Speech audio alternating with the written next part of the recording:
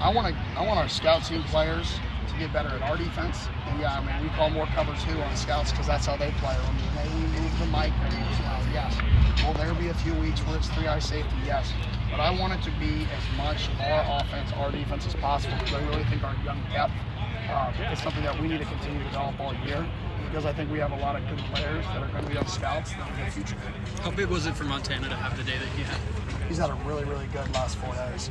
You know, we, after the last 5 days, after the last scrimmage, pretty much moved him to full-time nickel. And we said, okay, he's been dueling. We said, just stick with nickel. And those, he's really capitalized off those days, and he's really gotten better and more comfortable just being at that one spot. So, testament to him, because he's been all over the place for our defense, and now he's settling in the spot. Is that still a battle for him and Breedlove? Yeah, I mean, I don't think any of the position battles have really solidified themselves. Have you been on a staff that did that in the past with the scout teams? A little bit with Oregon and Dan, with some good on good, and then just trying to verbalize it more and have coaches that can teach both sides of the ball while they're going. Yeah, Dan and Matt Tree.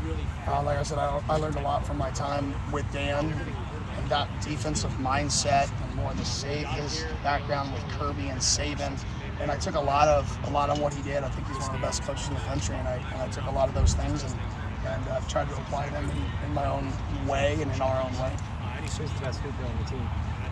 The best hooper on the team. If I say Sam, JT will be mad. If I say JT, Sam will be mad. If I say X, everybody will just probably, And if I don't say Shimon, he'll get pissed. So let me go with somebody completely different. I'm going to say Kyle Scott. Kyle Scott can absolutely hoop. If there was a one-on-one game, I think he'd be able to back everybody. Oh, hi, Javen. I think he'd be able to back everybody down. Oh, hi, Keith. I think he'd be able to back everybody down and win.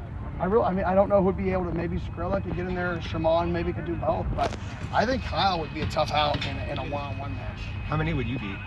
Oh, I'd beat about, I've seen some shoot, I think I'd be about 40.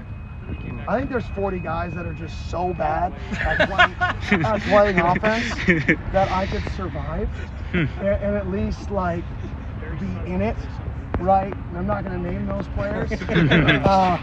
But I do think, I think there's about 40 that I could keep it close with long enough just because they couldn't score. Right? So I think 40. You have a good jumper? Clayton's in there. Clayton's just a really good athlete. I mean, Clayton could play tight end for us if he wanted to. Clayton's, I mean, he weighed in at 262 pounds today. Right? That's about 25 pounds heavier than he played last year. Still hitting his same GPS numbers.